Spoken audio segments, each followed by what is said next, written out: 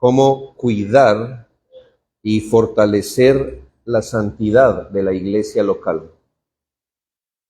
Los textos que acabamos de leer anteriormente, Efesios 2, del 19 al 22, son altamente desafiantes. El apóstol, entre muchas otras indicaciones de lo que somos y tenemos en Cristo, le dice a los creyentes: ya no sois extranjeros ni advenedizos, sino conciudadanos de los santos y miembros de la familia de Dios. Este texto nos sitúa no solo en Cristo, sino en el contexto de la iglesia, la cual se fundamenta, según el versículo 20 de ese texto, sobre la base de los apóstoles y profetas, siendo la principal piedra del ángulo Jesucristo. Recordándonos el apóstol primero nuestra posición en Cristo, nuestra implantación en la iglesia, nuestro fundamento. Ahora el apóstol nos presenta el propósito de esta obra, versículos 21 y 22, en quien todo el edificio, bien coordinado, va creciendo para ser un templo santo en el Señor, en quien vosotros también sois juntamente edificados para morada de Dios en el Espíritu. La carta del apóstol Pablo a los Efesios resulta ser en gran manera instructiva, especialmente al abordar el cuidado y fortalecimiento de la santidad en la iglesia local. En una carta como estas, observamos con claridad el orden divino. La doctrina correcta precede a la vida que llevamos o al tipo de vida que llevamos. Es decir, lo que somos y tenemos en Cristo por gracia fundamenta o debería fundamentar cualquier tipo de obediencia. Y usted se da cuenta de una forma general, después de dedicar los primeros 3 capítulos, el apóstol Pablo en Efesios, a exponer las grandes verdades del Evangelio, como la elección soberana, la redención en Cristo, la unión con Cristo, la incorporación al cuerpo de Cristo. El apóstol inicia el capítulo 4 con una serie de exhortaciones prácticas que muestran cómo esa verdad debe expresarse en una vida santa. Y desde ya podemos derivar una gran enseñanza. La manera como el apóstol desarrolla su argumento en Efesios no es única de Efesios, y es fundamental para que usted y yo entendamos cómo operan las cosas del Espíritu. Y es que la santidad cristiana no es moralismo. La santidad cristiana no es el deseo de Dios que nos portemos bien. La santidad cristiana es el fruto del Evangelio obrando por el poder del Espíritu. Pablo nos llama a la iglesia a portarse bien, como si el fin fuera darle unos principios de conducta.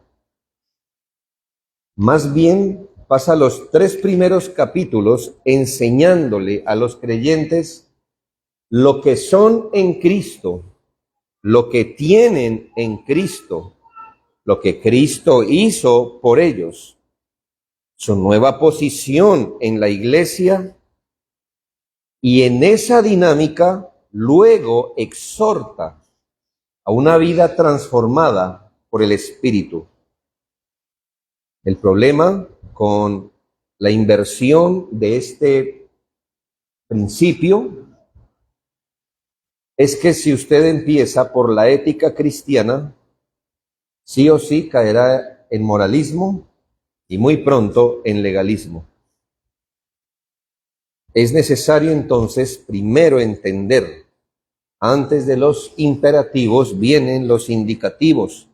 Primero la Escritura nos indica, nos enseña, fundamenta todo asunto en las doctrinas bíblicas. Posteriormente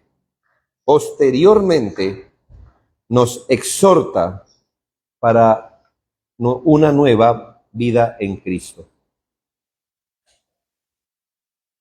Y aunque no vamos a hacer un análisis exhaustivo de Efesios, vale la pena entender cómo el apóstol desarrolla su enseñanza.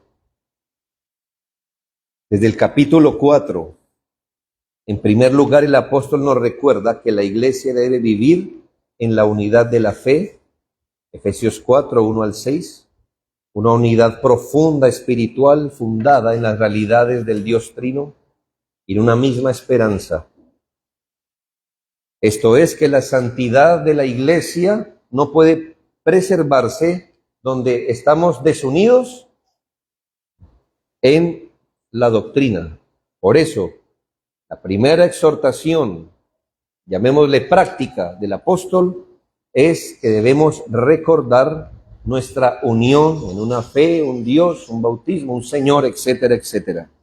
La santidad de una iglesia no puede progresar cuando hay división espiritual y doctrinal.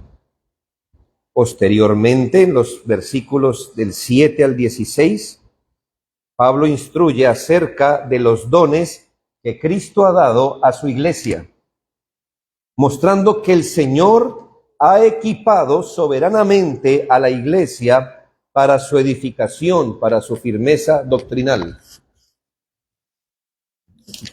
Me corre un poquito para que no me dé frente. Para que no me dé frente. Sí, señor.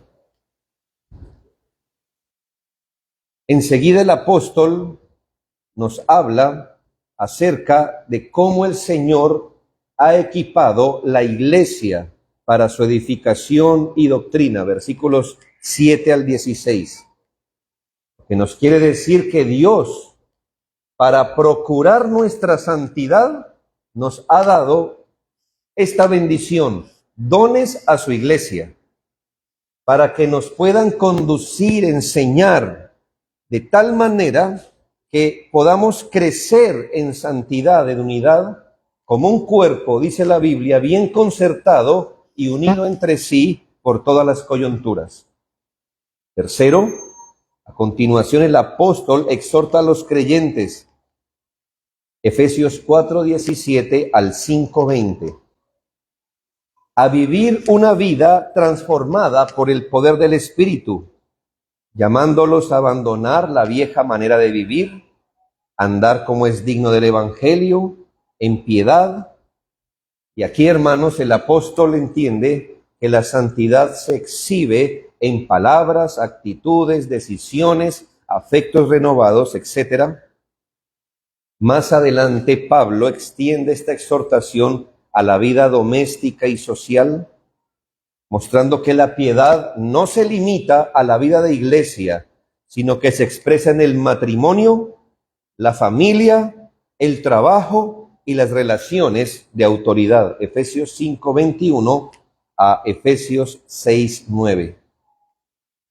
Es decir, la santidad cristiana es integral, no es selectiva. La santidad alcanza a todos los ámbitos de la vida.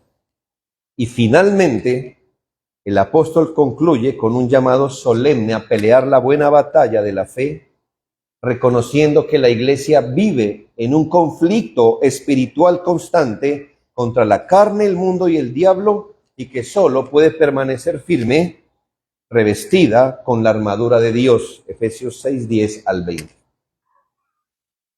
De todo esto, hermanos, es un breve repaso. Podemos concluir que el apóstol, sin abandonar su visión de una iglesia gloriosa, sin mancha, ni arruga, ni cosa semejante, exhorta a los creyentes a una vida de santidad, llamémosle comprensiva, es decir, que comprende, que lo abarca todo, y a no ser creyentes de santidad selectiva. La santidad incluye la vida personal, el desenvolvimiento en la iglesia, el uso responsable de los dones. Y esto es de enorme importancia, hermanos, porque la santidad no se limita a solo una área de nuestra vida. Recordemos entonces, hermanos, que cuando hablamos de santidad nos referimos a separación para Dios y conformidad con Cristo, a identidad y conducta operando conjuntamente por el poder del Espíritu. Por ello, hermanos, cuidar la santidad implica perseverar tanto en pureza doctrinal como en integridad moral. Cristo santifica a su iglesia por medios concretos y la iglesia cuida y fortalece su santidad usando estos medios. Con esta base bíblica, consideremos ahora las maneras concretas en que la santidad de la iglesia local puede y debe ser fortalecida. En primera medida, la santidad de la iglesia local puede y debe ser fortalecida cuidando la piedad personal a través de los medios de gracia.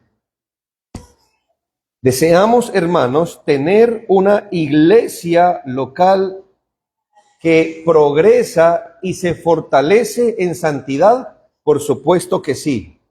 Lo primero entonces es que cada miembro de la iglesia debe cuidar su piedad personal y lo debe hacer a través de los medios de gracia. No podemos tener una iglesia completa en piedad si la piedad no empieza a nivel personal. Es como el que desea tener toda una familia ordenada, pero no empieza él primero a ser ordenado. El problema creo que en nuestro país, ¿no? Todos queremos verlo bonito, salvo que el asunto no empiece con uno mismo, ¿verdad? Porque la corrupción es de los demás, no la mía. Porque el problema del no civismo es de los demás, no el mío. Cosas así. Hermanos, no podemos anhelar una iglesia santa si no estamos dispuestos nosotros primero a buscar ser transformados por el Espíritu de Dios de manera individual. Pues la santidad de la iglesia es cuando los creyentes conjuntos como piedras vivas, siendo piadosos, se unen. La unión de los hermanos piadosos, pues conforma una iglesia piadosa. Cristo santifica a su iglesia por medio de instrumentos concretos, los medios de gracia, que ocupan un lugar central en la vida de piedad personal.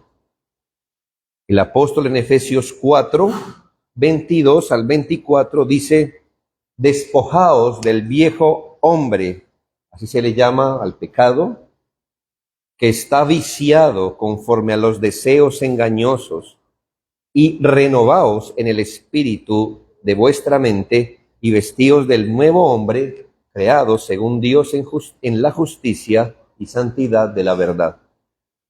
Lenguaje que apunta a una vida personal, diaria, de mortificación del pecado y renovación espiritual. Esta obra, hermanos, ocurre a través de los medios que el Señor ha provisto, obviamente, hermanos, acompañado de una vida de fe y dependencia del Señor. Y esto en dos ámbitos principales, es decir, la piedad personal, expresada en dos ámbitos principales. Uno, en la vida personal, cuando el creyente busca individualmente crecer en la gracia del Señor. El cristiano no perseverará en la santidad si no depende diariamente del Señor. El creyente debe buscar a través de los medios de gracia incrementar su comunión con el Señor y ponerse bajo el poder de una vida nueva. La exposición regular a la palabra de Dios de forma personal renueva la mente, ordena sus afectos, dirige su voluntad. La oración personal mantiene viva la comunión con Dios, afirma en el corazón la necesidad de la ayuda divina. Cuando estos medios básicos de gracia son descuidados personalmente, la vida espiritual se debilita. El pecado comienza a ser tolerado. La conciencia se adormece, la comunión con Dios se enfría. Por el contrario, cuando el creyente persevera individualmente en los medios de gracia, el Espíritu Santo obra en lo profundo del corazón, produciendo convicción de pecado, crecimiento en obediencia y una mayor conformidad con Cristo. No tendremos una iglesia que se fortalece en la santidad si cada uno de nosotros no está buscando la santidad personal a través de la palabra de Dios y la oración de forma individual. Aquí no estamos hablando ni siquiera familiar, individual, cada uno de nosotros. Y segundo, en el testimonio que damos al mundo. La piedad personal no permanece encerrada en el aposento secreto. Se manifestará en el testimonio visible, fuera del aposento secreto, de la búsqueda de Dios personal, está la familia, está el mundo. El apóstol Pablo por eso exhorta en Efesios 4:1 y 17 a que andemos como es digno de la vocación con que fuisteis llamados. Es decir, nuestro andar debe ser un andar de acuerdo al llamado que hemos recibido. Hermanos, y hemos sido llamados ¿a qué? A la salvación, por supuesto, pero también a santificación. El versículo 17, Efesios 4:17, digo y requiero en el Señor que ya no andéis como los otros gentiles. Nuevamente la palabra andar, eso quiere decir la manera en que uno vive. Uno debe vivir, hermanos, como dice el texto, de acuerdo al llamado que hemos recibido, y debemos vivir ya no como los otros gentiles, como la gente que no conoce al Señor. Nuestra conducta pública debe corresponder a nuestra vida en Cristo. Un creyente que persevera en los medios de gracia buscará no solo crecer individualmente, sino vivir de una forma coherente con su fe en el mundo. Sean sus decisiones, su lenguaje, sus prioridades, sus inversiones, las relaciones interpersonales, reflejarán la obra transformadora de Cristo.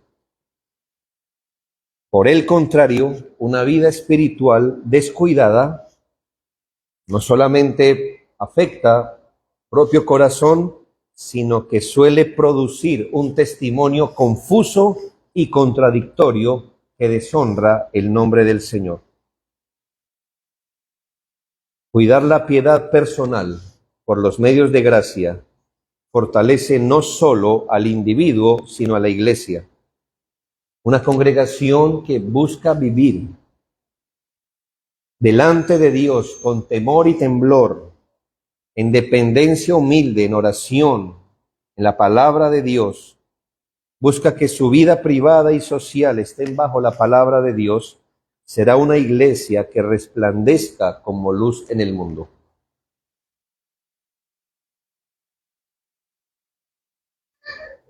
Estamos viendo entonces, hermanos, las maneras concretas en que la santidad de la iglesia local puede ser fortalecida, y miramos primero cuidando la piedad personal a través de los medios de gracia. Segundo, una iglesia se fortalecerá en piedad cuando cada miembro, llamémoslo así, se apersona de la piedad en la iglesia también.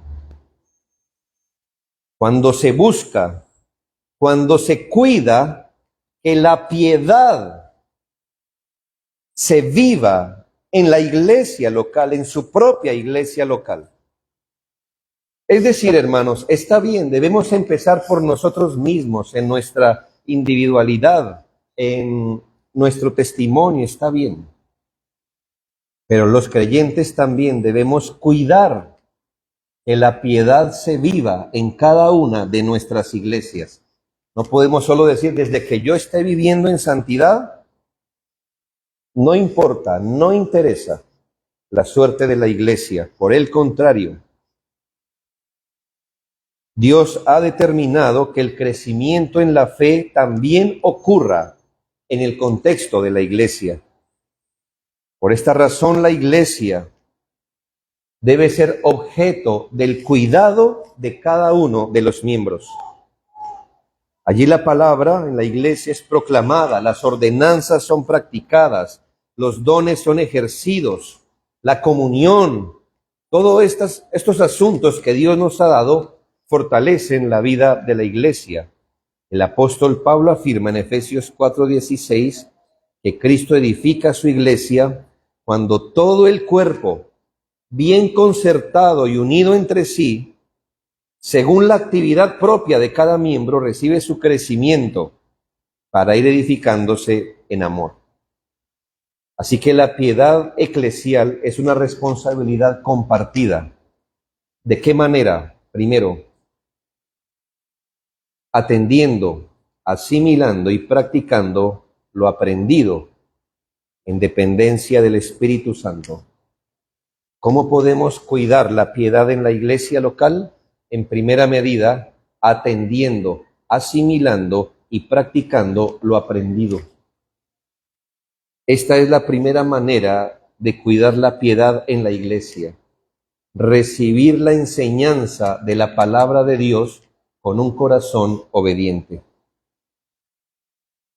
La predicación, la enseñanza de la Escritura no está destinada únicamente para informar, sino para transformar. De tal manera que si deseamos como iglesia crecer en santidad, será necesario que aprendamos a ser correctos oidores, asimiladores y hacedores de lo que hemos entendido. No nos reunimos los días del Señor y cualquier otro día que se disponga en la iglesia para aprender con el fin de escuchar asuntos novedosos, cosas bonitas. Hermanos, nos ponemos bajo el ministerio de la palabra para ser transformados, porque por la palabra de Dios somos santificados, dijo Cristo. No basta con volvernos oidores exquisitos, buenos oidores. Nos es necesario asimilar lo que vamos escuchando y poner en práctica lo aprendido con la ayuda del Señor. Así el apóstol exhorta en Efesios 4:15, 21 y 24 a andar en la verdad, a seguir la verdad y a vestirse de la verdad. Esto implica, hermanos, que cada vez que la palabra de Dios está siendo expuesta, debemos estar respondiendo internamente, examinándonos, arrepintiéndonos, creyendo, buscando cómo obedecer. Cuando la iglesia escucha con fe, con fidelidad, con humildad la Escritura, responde a ella con santidad. Cuidémonos, hermanos, que la enseñanza sea recibida de una forma solo o pasiva o meramente intelectual. La vida espiritual se estanca, la piedad se debilita si solo nos disponemos a adquirir un entendimiento intelectual. Por ahí empieza todo, hermanos, pero no es suficiente. Segundo, estimulándonos unos a otros a la piedad. Cuidamos la piedad en la iglesia cuando atendemos y asimilamos la palabra, es obvio, pero también cuando nos estimulamos unos a otros a la piedad.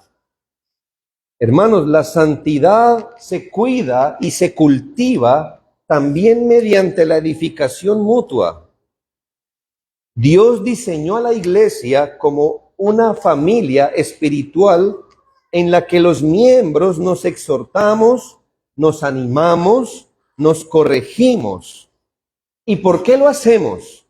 Porque tenemos un compromiso activo con la santidad de nuestros hermanos. Hebreos 10:24 dice, y considerémonos unos a otros para estimularnos al amor y a las buenas obras. Este estímulo se expresa en exhortación, obviamente exhortación fraterna, amorosa, en el consejo sabio y bíblico que nos damos, en la oración unos con otros, por otros, en el ejemplo que nos damos unos a otros. Hermanos, cuando los creyentes nos interesamos por la piedad de los demás, genuinamente, la iglesia se fortalece y se preserva del enfriamiento espiritual. En cambio, cuando en la iglesia cada uno vive para sí mismo, termina debilitando su testimonio y su comunión. Tercero, se cuida la piedad en la iglesia cuando se observan los procesos disciplinarios, cuando sea el caso. ¿Cómo más, hermanos, cuidamos la piedad en la iglesia si no es aprendiendo? Estimulándonos a practicar lo aprendido y disciplinando cuando no se observa lo aprendido. Aprendemos, nos exhortamos a obedecer y nos reprendemos cuando no obedecemos. Así que una iglesia cuida su piedad cuando observa los procesos disciplinarios, cuando sea el caso. Finalmente, la piedad se cuida en una iglesia con el ejercicio firme y amoroso de la disciplina eclesiástica. Este es un aspecto difícil, lo sabemos, en muchos casos mal entendido, en otros más mal aplicado, pero hermanos, al final es un medio ordenado por Dios para mantener la santidad en la vida de su pueblo. Uno de sus propósitos es preservar la santidad de la iglesia para la gloria de Dios, buscar el arrepentimiento del pecador, proteger la integridad de la iglesia. El Nuevo Testamento, hermanos, enseña que la iglesia debe tratar el pecado con seriedad, siguiendo los procesos establecidos por la palabra.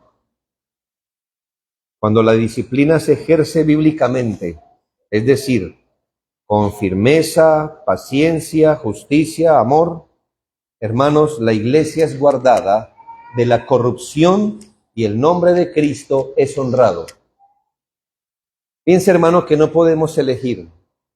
Si no aprendemos la verdad, ¿cómo nos estimulamos a practicar lo que no sabemos que es verdad? Pero si aprendemos la verdad, hermanos, y no nos estimulamos, estamos omitiendo nuestros deberes. Una iglesia tampoco puede desconocer el efecto de la disciplina del Señor. Porque así el Señor cuida de mayores corrupciones a la iglesia. E ignorar los pecados, minimizarlos, no es misericordia, es negligencia. Y entendemos, hermanos, que hay iglesias cobardes. Una iglesia cobarde que tolera el pecado se queda con el pecado y la deshonra que eso produce. Nunca hace, más amigos, no piense. Satanás no piensa así. La iglesia tiene que hacer lo que tiene que hacer. Debe hacerlo como está escrito, obviamente. Pero hermanos, si el valor a cuidar no es la santidad y la gloria del Señor, tenderemos a ignorar o minimizar el pecado y a caer en negligencia. Así, cuando atendemos fielmente a la enseñanza, cuando nos exhortamos unos a otros, cuando observamos los procesos disciplinarios cuando sea el caso, la Iglesia cumple su llamado a cuidar y fortalecer la piedad del cuerpo de Cristo. Entonces, hermanos, ¿cómo se fortalece la santidad en la Iglesia? Uno, cuidando la piedad personal a través de los medios de gracia. Dos, cuidando la piedad en la Iglesia. Tercero, desarrollando los dones de cada uno en toda piedad. La santidad de la Iglesia no solo se fortalece por la vida devocional individual, no solo se fortalece por la procura de la santidad congregacional, sino también por el ejercicio piadoso y ordenado de los dones de Cristo a la Iglesia. El apóstol Pablo enseña que el crecimiento espiritual de la Iglesia ocurre cuando cada miembro cumple con su función conforme a la gracia recibida. Efesios 4:16, de quien todo el cuerpo, según la actividad propia de cada miembro, recibe su crecimiento para ir edificándose en amor. Los dones del Señor no fueron dados para la exaltación personal ni para el desorden, sino para la edificación del cuerpo y por lo tanto, hermanos, para el cuidado de la santidad. Cuando los dones se ejercen en humildad, en sujeción, en amor, la Iglesia es fortalecida. Cuando los dones no se ejercen o se ejercen con orgullo, sin piedad, aún los dones legítimos pueden convertirse en causa de tropiezo. Y esto entendámoslo de tres maneras principales. La primera, hablemos de los dones de los oficiales de la Iglesia. La obra piadosa de los oficiales redundará para la piedad de la Iglesia. Estoy diciendo que la vida en santidad de una iglesia se va a fortalecer si cada uno usa sus dones en piedad para edificación y la gloria del Señor. Perfecto. Empecemos hablando de los dones de los oficiales. Cuando los oficiales, es decir, pastores y diáconos, obran con sus dones de forma piadosa, esto redundará para la piedad de la iglesia. La piedad de una iglesia está profundamente ligada a la manera en que sus oficiales ejercen sus dones. Pastores y diáconos no son funcionarios logísticos. Su ministerio, cuando es ejercido espiritualmente en el temor de Dios, se convierte en un medio principal para preservar y promover la santidad del cuerpo de Cristo. Cuando los pastores enseñan fielmente la palabra, por ejemplo, cuando los pastores gobernamos con mansedumbre, cuando cuidamos las almas con diligencia, la iglesia es afirmada y guardada del error. Cuando los diáconos sirven con sabiduría, justicia, compasión, hermanos, se preserva la paz, se atienden las necesidades reales, se evita que los asuntos materiales distraigan la vida espiritual. El punto es este, hermanos. Cuando los oficiales ejercen de manera piadosa sus dones, se produce estabilidad, orden, crecimiento, santidad en la iglesia. Segundo, también cuando los dones de cada hermano son realizados en piedad, esto redundará para la santidad de la iglesia. La edificación y la santidad de la iglesia no dependen únicamente de sus oficiales. ¿Por qué? Porque Cristo ha distribuido sus dones en el cuerpo.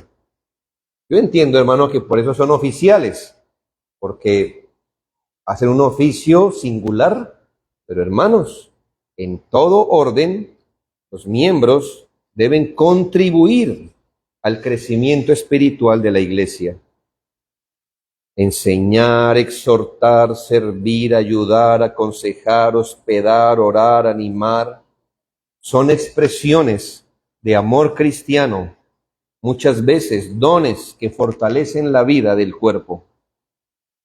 Es importante, hermanos, que recuerde que el valor de un don no radica en si es visible o no, sino en si es llevado a cabo espiritualmente. Cuando los hermanos llevan a cabo, realizan en piedad cada uno sus dones, con humildad, en dependencia del Espíritu, esto produce más fruto de santidad en la iglesia. ¿Por qué? Porque los dones están dados para la edificación del cuerpo de Cristo. No podemos tomar un don, hermanos, y hacerlo una plataforma para mi propio imperio, sino para el bien del cuerpo de Cristo. Y tercero, los oficios delegados a los hermanos, sin necesidad de cargos oficiales, realizados con piedad, fortalecen la santidad de la iglesia. Hermanos, entendemos, por supuesto, que en el caso de los oficiales realizan sus labores con los dones que Dios les ha dado. Entendemos que hay hermanos en la congregación que desarrollan sus dones, pero hermanos, no todo son dones. La iglesia también se fortalece mediante la delegación ordenada de responsabilidades, aun cuando éstas no constituyan labores oficiales. No toda función en la iglesia requiere un cargo formal. Existen múltiples servicios, tareas que pueden y deben ser delegados a hermanos capacitados y piadosos, bajo la supervisión, obviamente, de los oficiales de la iglesia. No estamos hablando de nuevos oficios, ni de jerarquías. Estamos hablando de asuntos que permiten que una iglesia funcione de manera ordenada y que los dones sean ejercidos de forma responsable.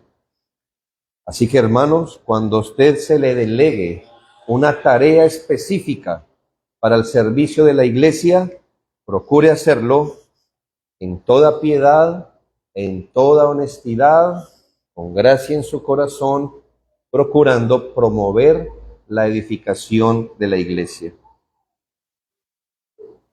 Si un don si un oficio que se le delega no se realiza, o si se realiza con un espíritu altivo, en lugar de promover la santidad de una iglesia, crea todo tipo de peleas, sospechas, y termina en detrimento del cuerpo de Cristo. Entonces, hermanos, al desarrollar los dones de los oficiales, al fomentar el servicio piadoso en cada hermano, al cumplir con las responsabilidades que se me asignan con humildad y sabiduría,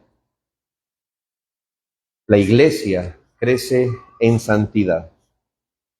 Hemos considerado, hermanos, esta tarde, cómo la santidad de la iglesia local no es un asunto accesorio ni opcional.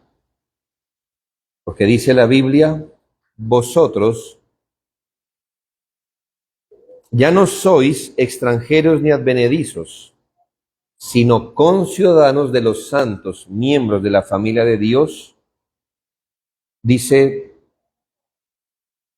que este cuerpo como edificio va creciendo para ser un templo santo en el Señor. La santidad de la iglesia local no es un asunto opcional. Hace parte esencial de nuestro llamado. Las iglesias debemos ser, no tenemos ninguna opción, tanto puras en doctrina como santas en nuestra manera de vivir. Ambas son parte esencial del propósito de Dios. Yo entiendo, hermanos, que nuestras iglesias del corte reformado tienen la debilidad de buscar ser puras en doctrina. Dios nos conceda ser celosos también en la santidad. Pasar de una mala doctrina a una buena doctrina es solo la mitad de la tarea. La otra mitad es ahora viva, como ha entendido. Pasa, hermanos, con vergüenza lo decimos porque hacemos parte del grupo. En las iglesias de corte reformado hay más mundanalidad, muchas veces, que en otros lados. Parece que lo importante, hermanos, es cuánta teoría nos puede caber en la cabeza, cuánta información nos puede caber en la cabeza, cuántos libros podemos leer, cuántos teólogos podemos citar, mismos que no tienen un tiempo de oración diaria ante el Señor. Entiendo que históricamente gente vio eso y ¿qué dijo? Nada de doctrina, nada de verdades, vayámonos a la piedad. Bueno, ¿a cuál piedad? Si no hay conocimiento. La piedad no puede surgir en el terreno de la ignorancia. Pero hermanos, es verdad que Dios nos diera ese corazón para decir somos una iglesia de sana doctrina y de sana práctica. Estamos procurando ser mejores entendiendo la doctrina, como estamos procurando ser santos en toda nuestra manera de vivir. Hermanos, exhortar a la santidad no es legalismo. El Señor pide que la iglesia sea santa. Entendemos que la santidad, hermanos, no surge del intento propio. Pero hermanos, ser santo es un propósito de la elección.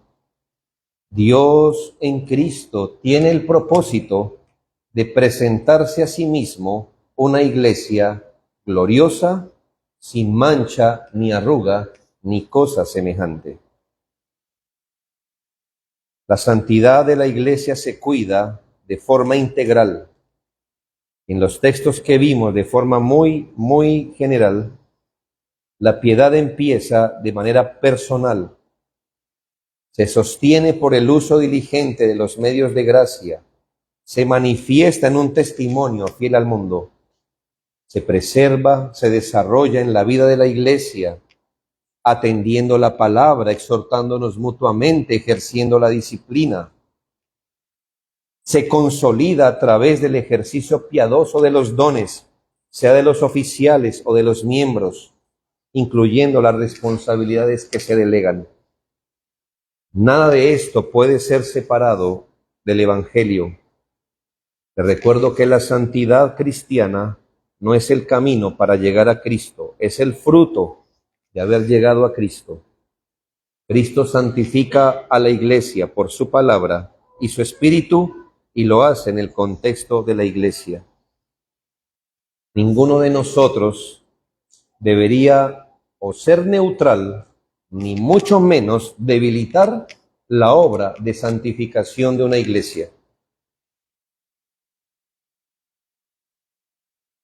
Miremos, hermanos, 4 aplicaciones finales sencillas. Examinemos primeramente, hermanos, nuestra vida personal delante de Dios. Hermanos, que Dios nos dé la gracia para no venir a abrir nuestras Biblias solo cuando hay un culto. Dios nos libre, hermanos, de ese cristianismo para exhibir solamente los días de culto.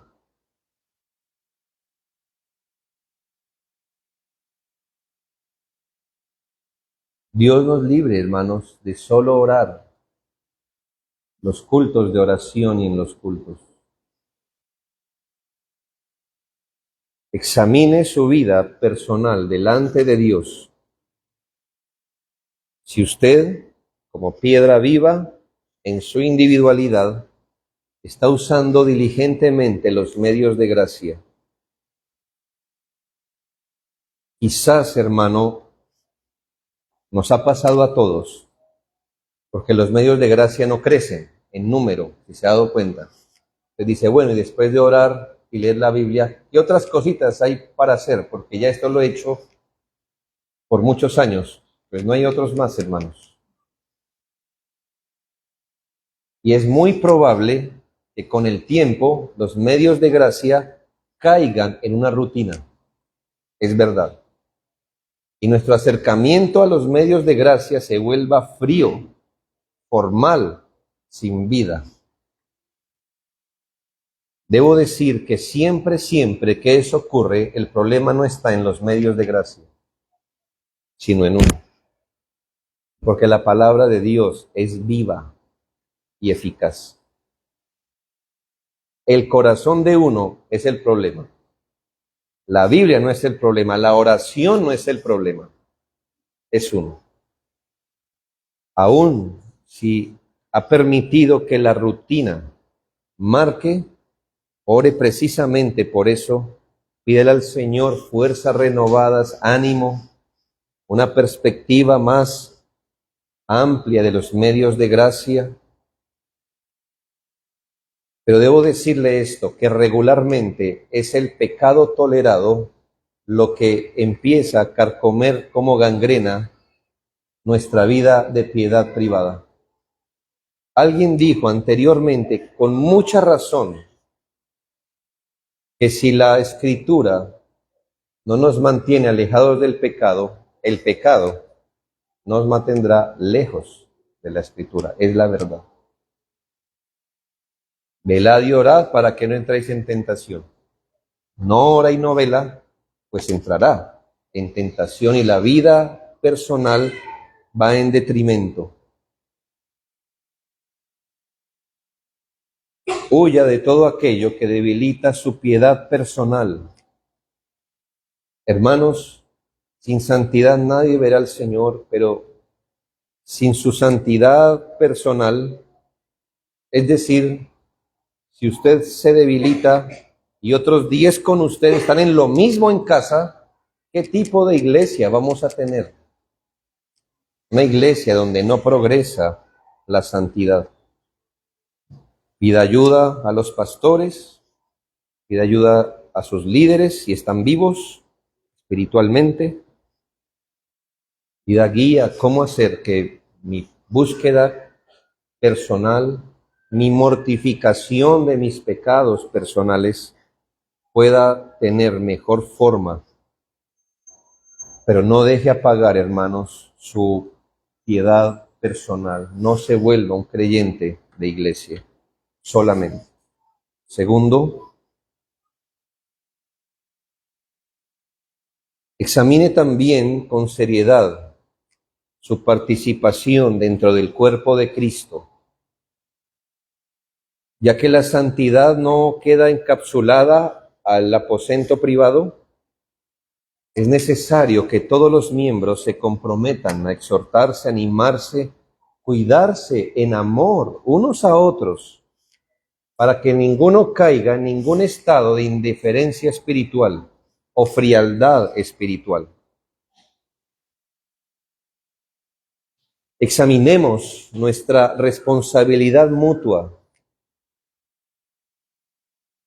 Cada vez que pasa el tiempo, esta tendencia crece también de aquellos creyentes que solo asisten a una iglesia, escuchan el sermón, cuando dicen amén se van, algo así como desde que yo estoy bien, pero es una mentira, porque el creyente que no tiene comunión nunca está bien. Pero él dice, desde que yo estoy bien, no me involucro, hermanos. Si hay algo personal en la vida, es la membresía. Se tiene que involucrarse. Tiene que involucrarse.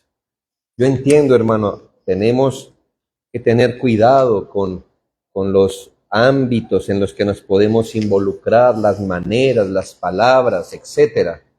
Pero hermanos, una iglesia es una familia y no podemos vernos cometer errores o pecar y cerrar la boca, porque entonces la iglesia no tendrá crecimiento. Exhorto además, hermanos, a que cada uno sea ejemplar. En comunidades pequeñas como las nuestras, comunidades pequeñas, congregaciones, llamemos iglesias pequeñas como las nuestras, el ejemplo es altamente formativo. Si un mal ejemplo se permite, el mal ejemplo cunde. En nuestras iglesias, es verdad.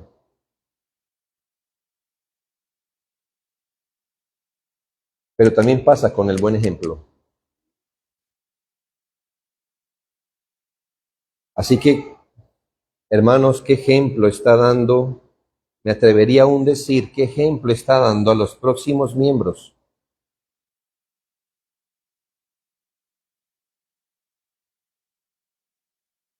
Finalmente, hermanos, exhorto a valorar el orden bíblico en la iglesia, empezando por la enseñanza y todos los procesos. Valore esto. Cristo santifica su iglesia y Efesios nos dice que es a través del lavamiento del agua por la palabra. Ame la predicación fiel. Ame la predicación, la enseñanza. Este ministerio es el corazón de una iglesia.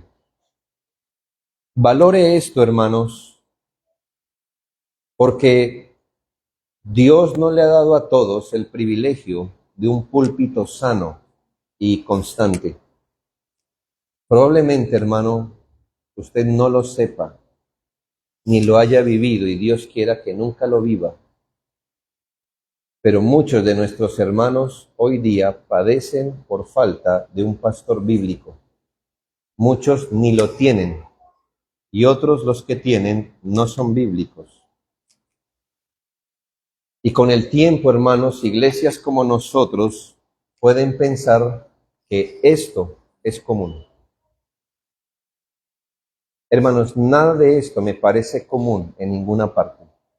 Dios me ha permitido conocer la vida de cientos de iglesias locales, estando en sus púlpitos, y le puedo decir que esta no es una misericordia pequeña, es grande. La Biblia dice en el libro de los Jueces, y en estos días la palabra de Dios escaseaba. Hoy es un día donde la palabra de Dios escasea, y si no escasea aquí, dele muchas gracias a Dios por eso. Valore esto. Yo le voy a decir lo que Dios hace cuando está incómodo con un pueblo. Extingue al profeta. ¿Entiende? No creemos en profetas, ya me entienden. Cuando el Señor quita a sus ministros, o los deja, pero los deja ciegos y confundidos, el Señor está mostrando su juicio sobre una congregación, créalo, sobre una nación, sobre un pueblo, sobre un país.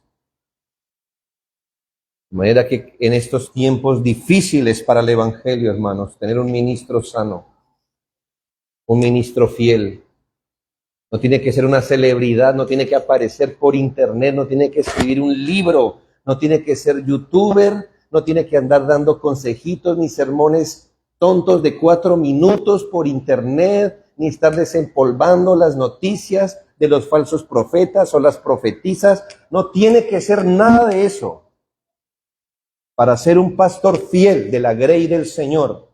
Y si lo tiene, agradezca a Dios, porque ya este mundo está harto de youtuber cristiano. Pero le faltan pastores a su grey. Y usted tiene unos. De gracias a Dios por eso. Valore.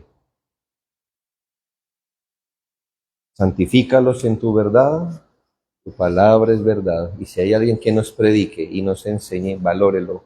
Porque es Dios diciéndole a una iglesia, los quiero santificar. Y por eso les di un ministro y la verdad en un ministro. Recordemos, hermanos, que ya no somos extranjeros ni advenedizos, sino conciudadanos de los santos y miembros de la familia de Dios, edificados sobre el fundamento de apóstoles, profetas, siendo la principal piedra del ángulo, Jesucristo mismo, en quien todo el edificio, bien coordinado, va creciendo para ser un templo santo en el Señor, en quien vosotros también sois juntamente edificados para morada de Dios en el Espíritu. Que Dios nos ayude a vivir de tal manera que como iglesia local reflejemos la belleza de la santidad de Cristo. Oremos.